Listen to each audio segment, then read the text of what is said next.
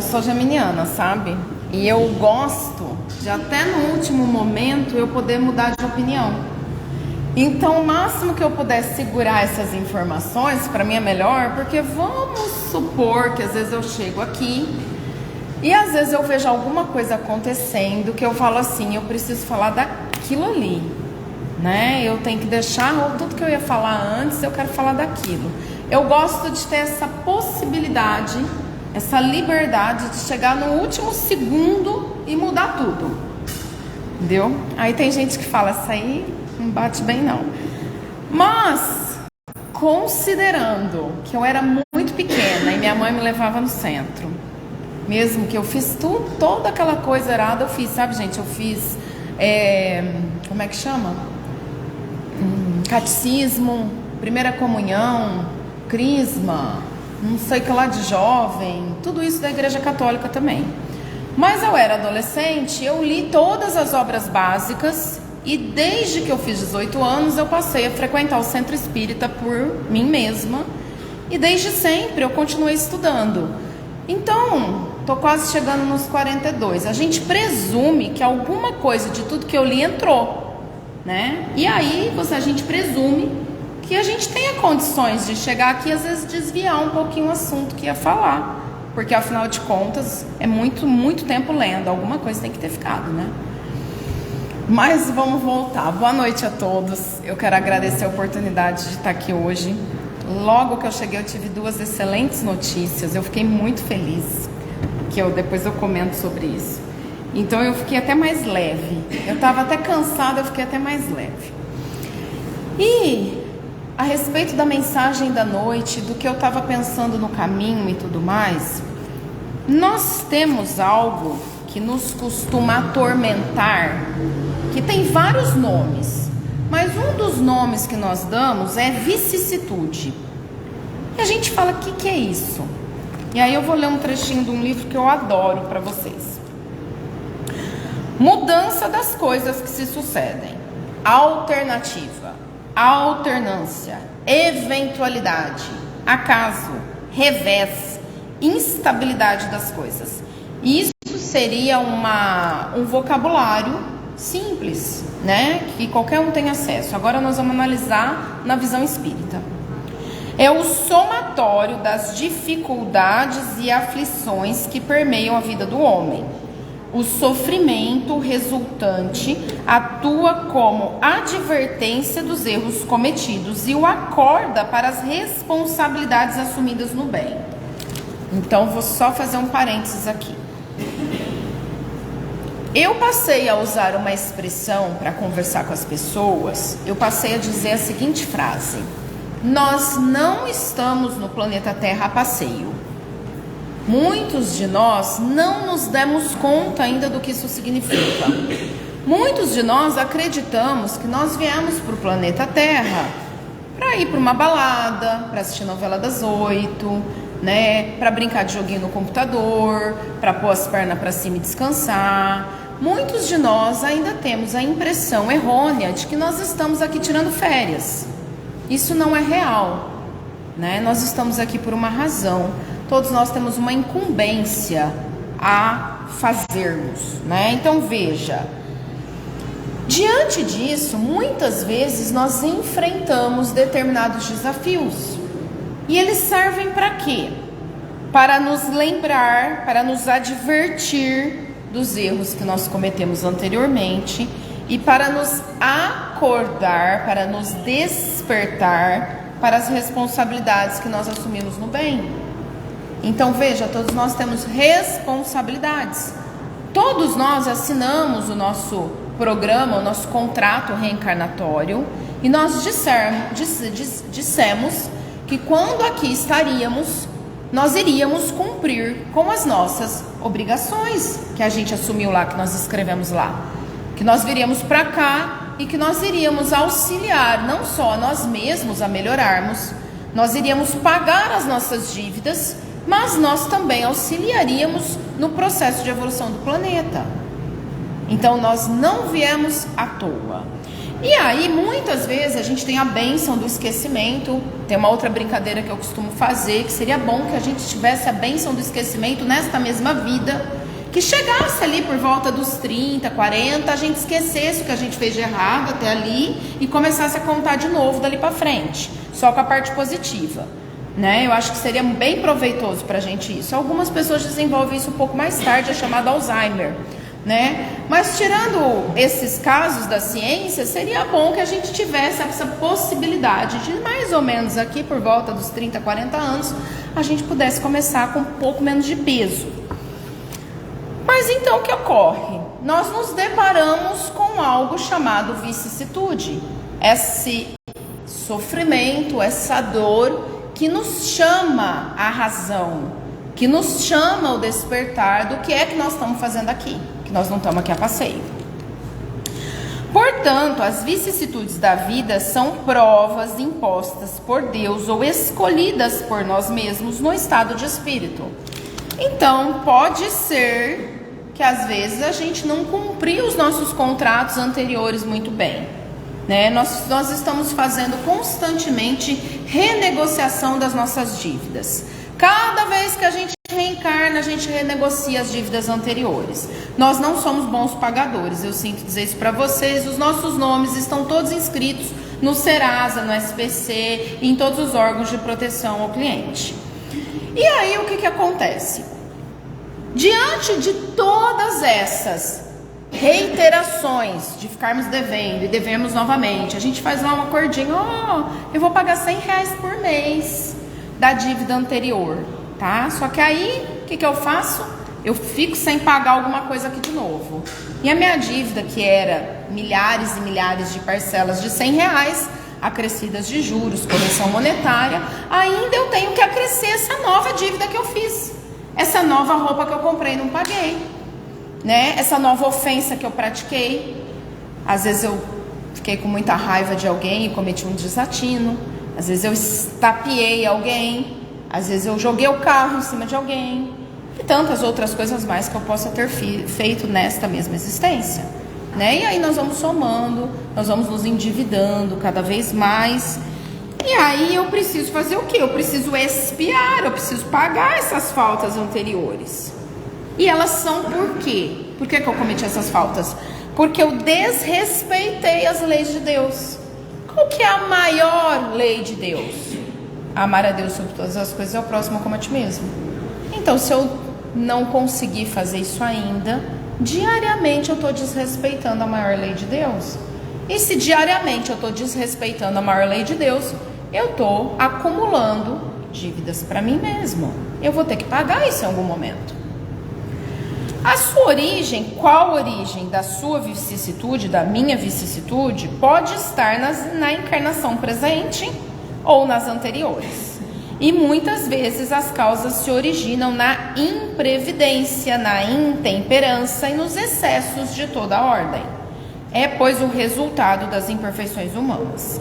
Veja, o homem é o construtor do seu próprio caminho evolutivo e, como tal, cabe-lhe a responsabilidade sobre os seus atos. Então, se nós não adquirimos a maturidade para termos a consciência dos nossos equívocos e para termos a consciência de como temos que reparar os nossos equívocos, vai surgir situações na nossa vida que vão nos despertar para tanto, vão nos empurrar para essa evolução, vão nos empurrar para aprendermos a respeitar as leis de Deus. Tem um trecho que eu gosto muito aqui, que eu quero falar com vocês, eu vou dar umas puladas aqui, que é muito relacionado à vicissitude, que é a prova, né? E aí nós temos assim, a ação ou meio de pôr à prova a constância, a resignação, a virtude. Então veja, a ação ou meio de pôr à prova a constância, a resignação e a virtude. Eu já adquiri a resignação? Eu já adquiri a virtude ou as virtudes?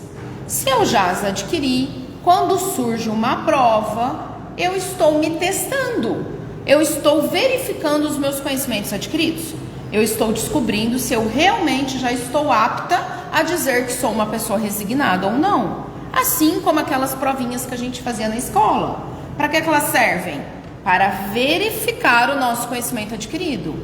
Para que servem as provas da nossa existência? Para testar se a gente realmente já aprendeu aquilo ali. Será que a gente realmente já aprendeu a perdoar? Será que a gente realmente já aprendeu a sermos resignados? Será que a gente realmente já aprendeu a amar ao próximo como a nós mesmos? O que nós estamos fazendo aqui? Né? Será que nós estamos aqui a passeio ou a gente já entendeu que nós temos responsabilidades pelas nossas ações, pelos nossos pensamentos, né? Pelas nossas falas que fazem parte das nossas ações? Vamos lá. Provação é a luta que ensina o discípulo rebelde e preguiçoso a estrada do trabalho e da edificação espiritual. Olha que coisa difícil. Então, se nós estamos tendo provas, se nós estamos tendo vicissitudes, é porque nós somos discípulos rebeldes e preguiçosos e precisamos aprender a estrada do trabalho e da edificação espiritual. Não tem outro caminho, né? Vocês já ouviram uma expressão muito antiga que é falada: ou nós vamos aprender pelo amor ou pela dor. Aparentemente, pelo amor já foi, né? Aparentemente, muitos de nós provavelmente somos expurgados de capela. Então, muitos de nós tivemos todas as oportunidades de amor do passado. Tivemos pais amorosíssimos e não aprendemos o que nós tínhamos que aprender.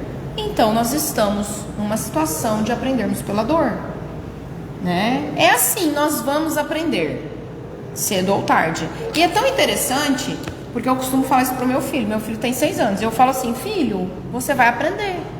Ou por bem ou por mal, mas você vai aprender, você pode ter certeza absoluta. Ou você vai aprender com amor, comigo, eu tô tentando te ensinar. Ou você vai aprender com os outros, com a vida, numa outra existência. Em algum momento você pode ter certeza que você vai aprender. E Deus fala a mesma coisa para conosco. Filhinhos amados, nós vamos aprender. Ou por amor, ou porque nós entendemos porque que nós temos que nos melhorarmos, ou porque nós entendemos porque nós temos que amarmos, ou nós vamos aprender pela dor, pelo sofrimento. Mas que nós vamos aprender a sermos pessoas resignadas, amáveis, que nós vamos aprender a perdoar, que nós vamos aprender a olhar o outro como nosso irmão, que nós vamos aprender o amor. Nós vamos aprender, vocês podem ter certeza absoluta, não tem como escapar disso. A forma como vai se dar esse aprendizagem depende de nós. Vamos seguir. Conveniente ressaltar que nem tudo o que acontece se inclui como prova para o indivíduo. Muitas vezes é fruto das próprias circunstâncias em que vive. E pode até ser situação do orbe. Então, agora a gente tem aí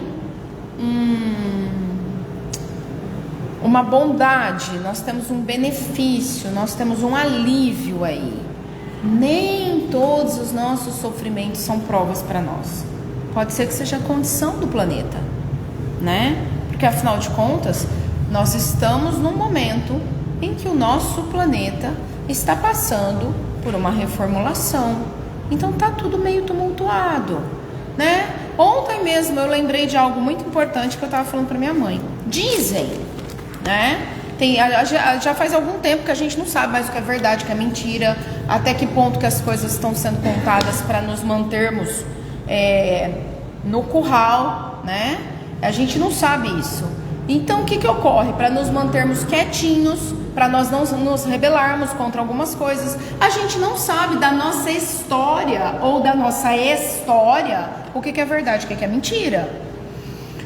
Mas dizem que desde mais ou menos 1945 começou-se, ou às vezes até antes disso, as últimas oportunidades de reencarnação para os trevosos na Terra. Dizem que muitos dos espíritos maldosos, trevosos, que não aceitam a evolução do planeta, a eles foi dado a última oportunidade de reencarnar no planeta. Dizem que começou-se uma limpeza nos umbrais da vida, certo? Nos umbrais da Terra, por volta ali de 1945, talvez antes. Tem algumas doutrinas que falam que isso foi antes, que isso foi lá por 1910. Tem outros que falam que foi em 1945, tem outros que falam que foi em 1800 e alguma coisa, né? Mas vamos lá, e dizem que essas últimas oportunidades reencarnatórias no planeta não é uma ciência exata. Difícil para quem acredita na ciência como se fosse uma religião, né? Mas é verdade, dizem que não é uma ciência exata, que não é matemática isso. E que tem algumas pessoas que vai reencarnar uma vez só, e aí viu que não deu, que não melhorou nada, e que tá fora, já foi embora, já pegou a nave, tá lá no chupão. Dizem outros que não, que esse aí, ó, esse é trevoso, mas deu uma melhoradinha de nada, então vai ser dado uma nova oportunidade para ele. Mas de qualquer forma, analisa a massa que nós temos hoje encarnada na Terra. Qual é a qualidade dessa turma toda? De onde veio grande parte dessa turma que está encarnada no momento? Veio de um planeta de luz, é missionária, nos auxiliando para um caminho do bem, ou veio lá das trevas? Analisando, suponhando que aquela história seja verdadeira, que está sendo dado as últimas oportunidades reencarnatórias no planeta para ver se essa turma acompanha essa regeneração, suponhamos que isso seja verdadeiro. O que é que nós estamos encontrando no dia a dia? Qual que é o nível das pessoas que nós estamos encontrando no dia a dia, dos nossos irmãos encarnados? Pessoas querendo passar a perna no outro, roubando celular em tudo quanto é canto, né, fazendo conta aqui e ali, papagaio para cá, papagaio para lá, e faz fiado aqui, renegocia de novo, não paga ninguém, e por aí vai a situação, né? Pessoas que tentam jogar o carro em cima das outras porque são de partidos políticos opostos, né? E por aí vai. Pessoas que brigam em campos de futebol porque são de torcidas opostas, né? E uma certa intolerância. Pessoas que tentam matar as outras porque algumas acreditam que se todo mundo tomar vacina vai estar bom, e aí o outro que não tomou está tentando matar os outros, então vamos matar aquele primeiro, né? E por aí vai. São intolerâncias em cima de intolerâncias, em cima de intolerâncias, desrespeitos de todos os tipos. Essa é a turma que nós temos encarnada no planeta no momento, né? Se analisarmos que está sendo dadas as últimas oportunidades reencarnatórias aos trevosos, a gente não pode esperar nada diferente disso. Mas e nós? Nós fazemos parte de que time? Então, nós temos que ter atitudes melhores. Nós não podemos ter as mesmas atitudes que essas pessoas aí estão tendo, né? Nós temos que amar mais do que eles. Nós temos que tolerar mais do que eles. Nós temos que respeitar mais do que eles. Nós não podemos nos igualar ou nos rebaixar ou nos colocarmos debaixo ainda. Não podemos, em hipótese nenhuma, dizer, bom, mas se o outro fez, eu posso fazer também. Se o outro pisou no meu calo, eu posso pisar no calo dele. Se o outro me xingou, eu posso xingá-lo. Se o outro jogou o carro em cima de mim, eu posso jogar o carro em cima dele. Nós não podemos nos igualar a essa turma que está aí. Se o outro não me pagou, eu não vou pagar o outro também, né? Nós temos que ter comportamentos diferentes. Vamos seguir. No magistral romance Renúncia, o espírito de Alcione solicita a seu superior a permissão para reencarnar com a finalidade de auxiliar os seres queridos que ficaram na retaguarda, e é carinhosamente advertida. Já ponderastes nos obstáculos imensos? Lembra que o próprio Jesus, penetrando na região terrena, foi compelido a se aniquilar em sacrifícios pungentes. Recorda que as leis planetárias não afetam somente os espíritos em aprendizado ou reparação, mas também os missionários da mais elevada estirpe. E vai seguindo, né? A senda de quase todos os teus amigos está semeada de espinhos que eles próprios plantaram no seu desapego à misericórdia do Todo-Poderoso. O discípulo da verdade e do amor no mundo é alguma coisa de Jesus e de Deus. E a massa vulgar não lhe perdoa tal condição, sobrecarregando de pesados amargores. porque seus sentimentos não são análogos àqueles que a conduzem à incoerência e a desatinos. Vou repetir esse trecho porque eu acho de extrema importância. Nós muitas vezes nos questionamos por que algumas pessoas nos perseguem ou são injustas conosco. E nós nos colocamos na posição que o nosso irmão disse. Nós queremos resgatar almas. Nós queremos resgatar o amor. Nós queremos agir diferente. E aí o que acontece? O discípulo da verdade e do amor no mundo é alguma coisa de Jesus e de Deus, e a massa vulgar não lhe perdoa tal condição, sobrecarregando-o de pesados amargores, porque seus sentimentos não são análogos, não são próximos, não são parecidos àqueles que a conduzem à incoerência e desatinos. Então, quando nós escolhemos sabiamente trilhar o bom caminho, quando nós escolhemos sabiamente seguir a verdade, o amor, a justiça, a moral, a ética, os bons costumes, nós não nos afinamos à massa. Nós não vamos mais caminhar juntos com a massa. Nosso caminho é diferente. E a partir daí nós temos que estar preparados, porque talvez nós não tenhamos mais as provas que nos competiria de outras existências, mas nós teremos o desafio de estarmos em um patamar diferente da massa, e a massa não vai nos perdoar. A massa dos trevosos, que já está sendo dado mais uma outra oportunidade, não vai achar tão legal assim que nós não estejamos na mesma vibração, na mesma afinidade que a grande massa. E o que nós vamos receber em troca? Perseguição. E aí, estamos preparados para isso? Não poderá haver acordo entre a virtude e o pecado.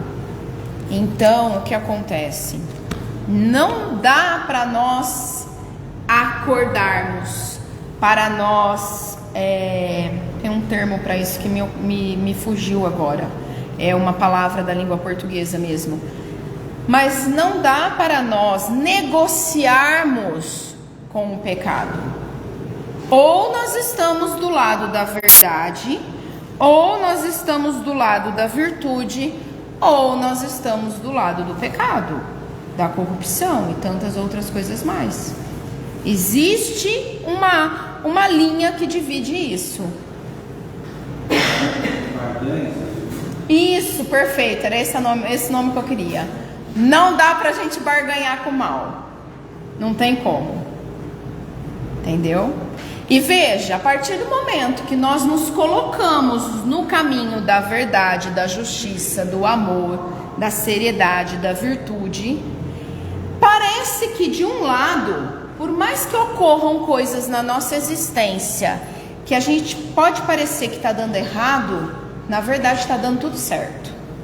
Parece que a gente vai ficando, por mesmo que a gente seja perseguidos, mesmo que a gente seja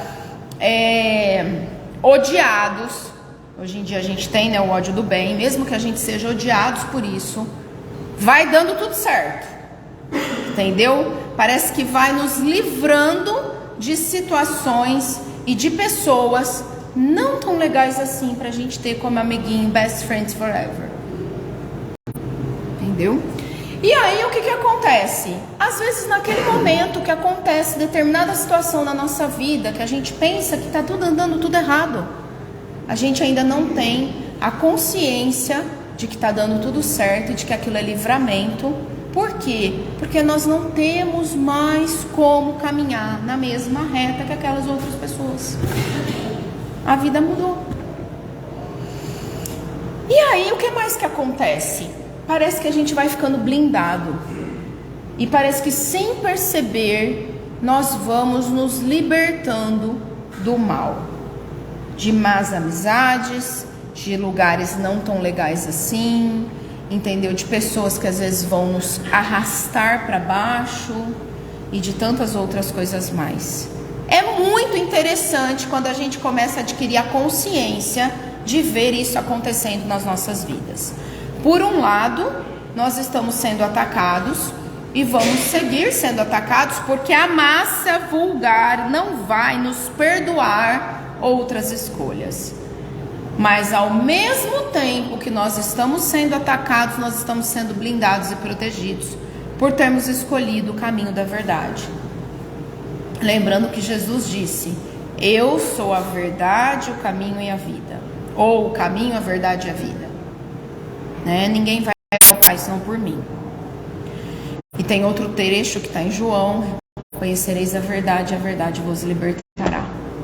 Então não tem como, a partir do momento que eu entendo que a verdade é Jesus, que Jesus é o caminho e que eu tenho que trabalhar para chegar lá, mesmo que eu seja perseguido, e eu vou ser, mas eu vou a todo instante me libertar de coisas ruins. A todo instante eu vou me libertar de situações não tão legais assim. A todo instante eu vou me libertar de um caminho pedregoso. Às vezes até coisas físicas, né? Às vezes a partir do momento que eu escolho trabalhar no bem, vamos supor que o meu carro resolva não pegar por alguma razão, né? E você pode ter certeza que mais pra frente você vai perceber que teu carro não pegou e que parecia uma perseguição porque eu tô fazendo bem.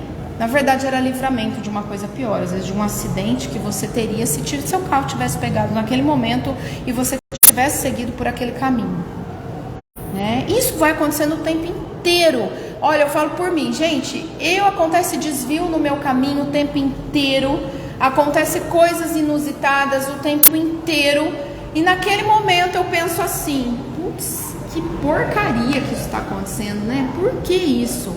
E daí a pouco eu descubro que é livramento.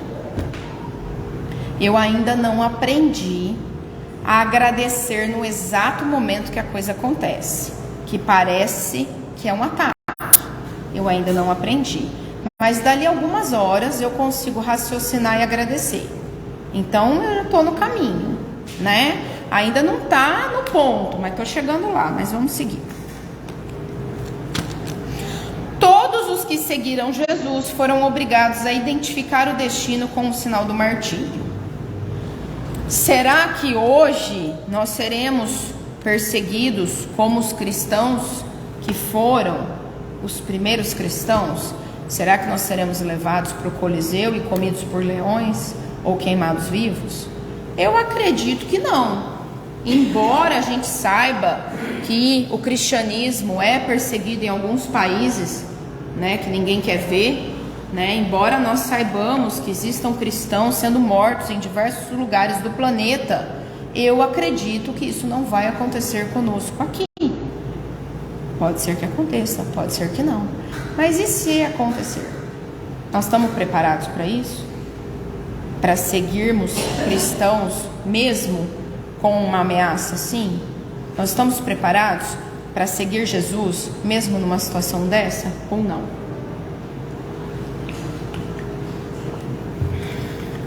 O homem comum, nos seus interesses mesquinhos, não considera a dor senão como resgate e pagamento, desconhecendo o gozo de padecer por cooperar sinceramente na edificação do reino do Cristo. Então veja, muitas vezes nós nos comportamos como homem comum e nós só enxergamos a nossa dor como resgate e pagamento, que foi o começo da conversa nossa, né? Mas algumas vezes a dor vem porque nós estamos cooperando na edificação do reino do Cristo. Do mesmo modo que pelo livre-arbítrio o indivíduo pode realizar as provas a que está submetido, também pode falir, né?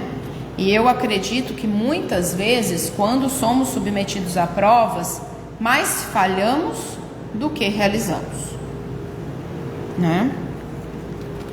No primeiro caso, a recompensa não se fará esperar, consiste numa progressão na perfeição espiritual. No segundo caso, recebe a punição, deve reparar em nova vida o tempo perdido na vida precedente, da qual não soube retirar vantagens para si próprio. Antes de eu seguir isso aqui, eu quero falar de alguns trechos do Evangelho, tá? Por exemplo, nós temos no capítulo 5, que fala sobre bem-aventurados os aflitos, nós temos um trecho bem legal que é assim, ó. Bem-aventurados os que choram, pois serão consolados. Bem-aventurados os que têm fome e sede de justiça, pois serão saciados. Bem-aventurados os que sofrem perseguição por amor à justiça, porque é deles o reino dos céus.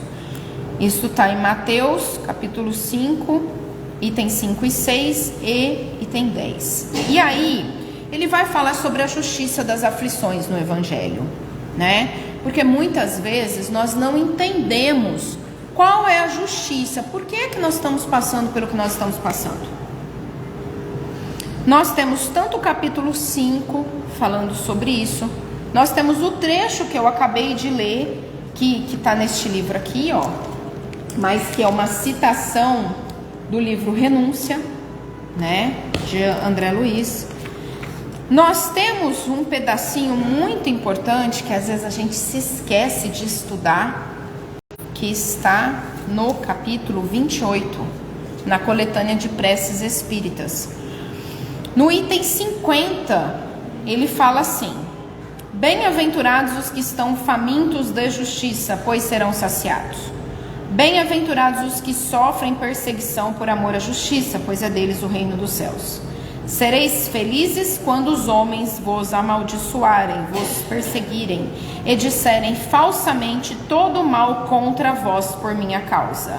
Alegrai-vos então, pois uma grande recompensa vos está reservada nos céus, pois é assim que perseguiram os profetas enviados antes de vós. E aqui segue Mateus 5, 6, 10 a 12. Não temais por aqueles que matam o corpo, mas não podem matar a alma. Mas antes temei aquele que pode perder a alma e o corpo no inferno. Mateus 10, 28.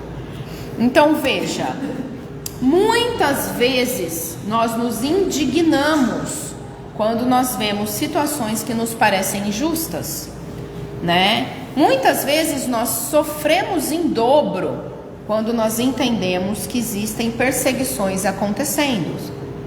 Mas aqui está dizendo o seguinte, que somos bem-aventurados nessas ocasiões, né? E está dizendo que a nossa justiça vai ser feita, vai acontecer, tudo no momento certo, né? A nossa aflição vai passar no momento certo, a nossa dor vai ser socorrida e amparada no momento certo, né?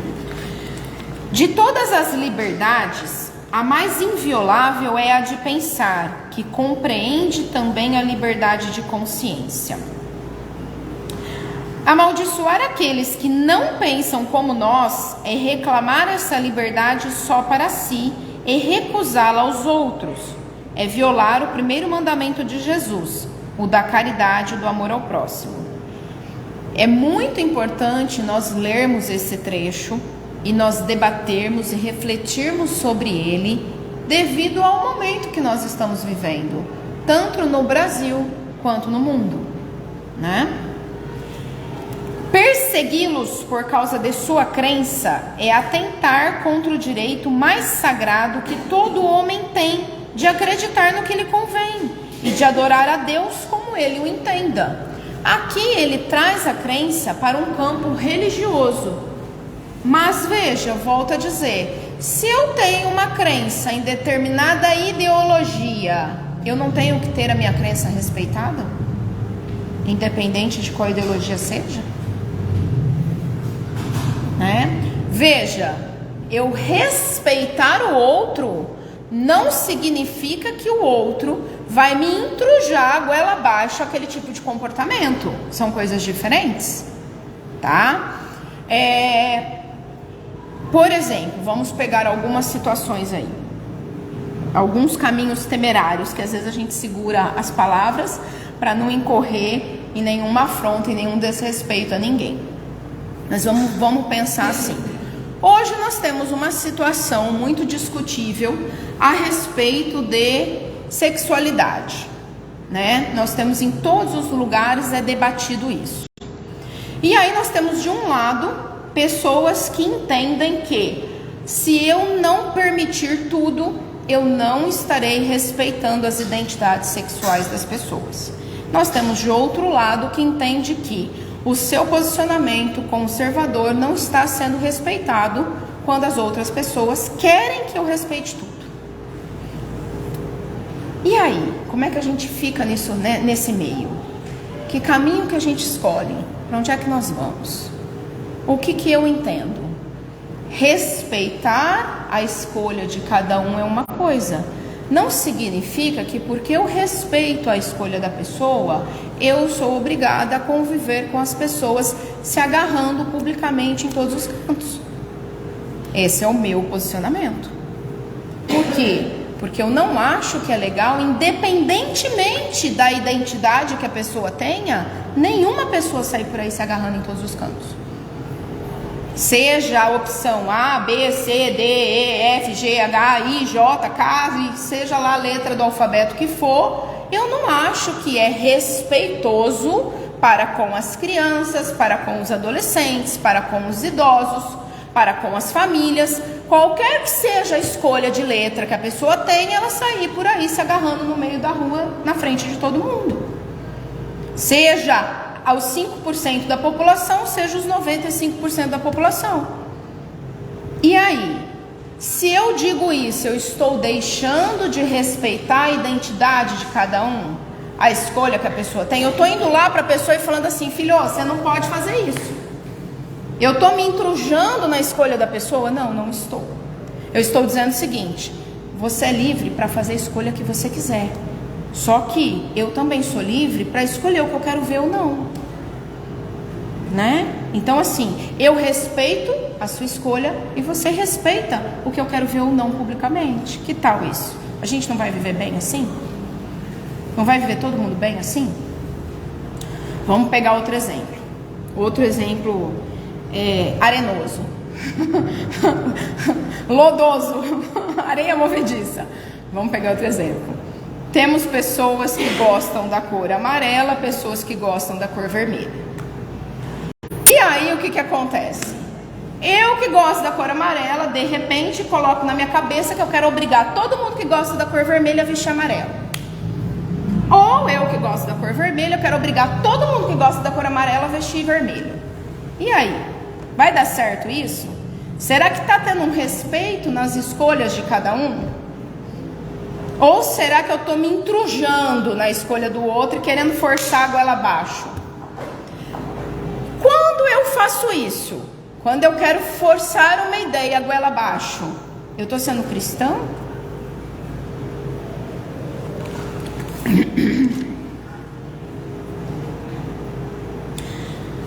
Vejam, persegui-los por causa de sua crença é atentar contra o direito mais sagrado que todo homem tem de acreditar no que lhe convém. Obrigá-los a atos exteriores semelhantes aos nossos é mostrar que nos apegamos mais à exterioridade do que à essência, às aparências do que à convicção. Impor uma crença a alguém nunca deu a fé. Então, eu tentar impor aos outros qualquer tipo de comportamento ou qualquer tipo de situação, eu não estou propagando a minha ideia da forma correta. Eu não estou convencendo ninguém a nada, muito pelo contrário. Né? O que eu estou fazendo é criar fingidos, pessoas falsas. É um abuso da força material que não prova a verdade. A verdade é segura de si, convence e não persegue, porque não tem necessidade disso.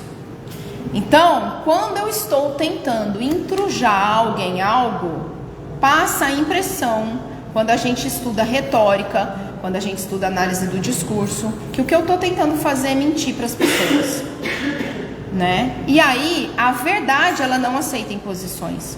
A verdade, ela caminha por si mesma e ela vai transparecer. Ela vai se sobressair. Seja a gente fazendo de conta que acredita em outra coisa ou não.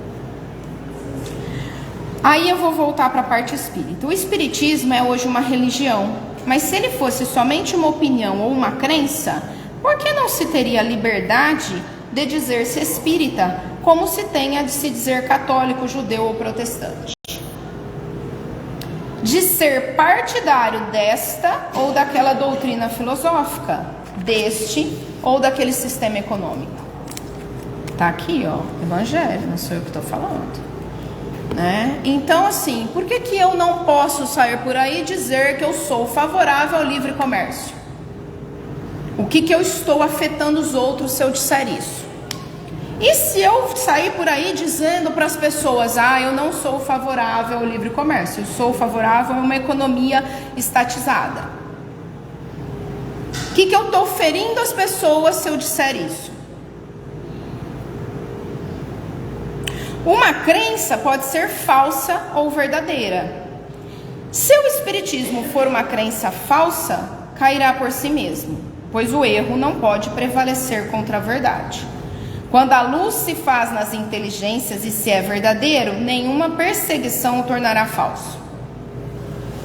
A perseguição é o batismo de toda ideia nova, grande e justa. Ela cresce com a grandeza e a importância da ideia. Então veja, toda ideia nova, grande e justa, ela recebe a perseguição. E essa perseguição é tão maior quanto maior for, tiver mais grandeza e importante for essa ideia. A perseguição e a cólera dos inimigos da ideia são proporcionais ao temor que elas lhes inspiram. Foi por esta razão que o cristianismo foi perseguido outrora e que o espiritismo foi na época que foi escrito esse livro e ainda é hoje, né? Porque ainda existem muitos lugares que você não pode contar que você é espírita, né? Senão você é, entre aspas, excomungada, você é expulsa do lugar. O tempo das perseguições sangrentas passou, é verdade. Mas, se não se mata mais o corpo, tortura-se a alma. Ataca-se até mesmo os sentimentos mais íntimos nas afeições mais queridas. Pergunta: será que nós em algum momento estamos fazendo isso com os outros? Será que nós, a respeito de acreditarmos nas nossas ideias, estamos torturando a alma dos outros que não acreditam nas mesmas ideias que nós? Lança-se a desunião nas famílias, joga-se a mãe contra a filha, a mulher contra o marido, ataca-se até mesmo o corpo em suas necessidades materiais ao tirar as criaturas do seu ganha-pão para dominá-las pela fome. Alguém viu isso acontecer alguma vez? Ser atacado o ganha-pão das pessoas porque elas pensam diferente das outras? Espíritas, não vos aflijais com os golpes com que vos tentarão atingir. Eles só provam que estáis com a verdade. Caso contrário, vos deixariam tranquilos e não vos perseguiriam. É uma prova para a vossa fé, visto que é pela vossa coragem, pela vossa resignação e pela vossa perseverança que Deus vos reconhecerá entre os seus fiéis servidores, dos quais faz hoje a contagem para dar a cada um a parte que lhe cabe segundo as suas obras. A cada um segundo as suas obras, né? A exemplo dos primeiros cristãos, orgulhai-vos ao carregar a vossa cruz. Acreditai na palavra do Cristo que disse: bem-aventurados os que sofrem perseguição por amor à justiça, pois é deles o reino dos céus. Não temais os que matam o corpo, mas que não podem matar a alma. Ele também disse: amai aos vossos inimigos, fazei o bem àqueles que vos fazem mal e orai por aqueles que vos perseguem. Mostrai que sois seus verdadeiros discípulos e que vossa doutrina é boa ao fazer o que ele disse, o que ele exemplificou. A perseguição será temporária. Esperai pacientemente o romper da aurora, pois a estrela da manhã já se mostra no horizonte. Eu gostaria que todos nós pudéssemos sair daqui e refletíssemos em tudo que eu falei, né? E trouxéssemos isso para o nosso dia a dia. Por quê?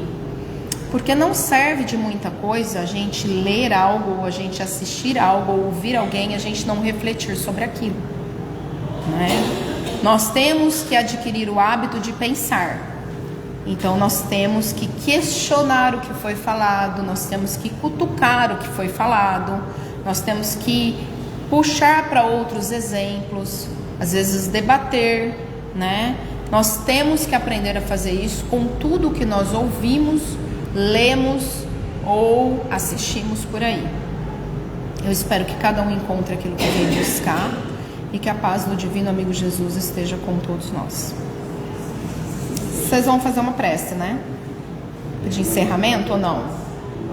Ah, então tá bom. Porque senão eu ia pedir para depois já fazer essa em sequência.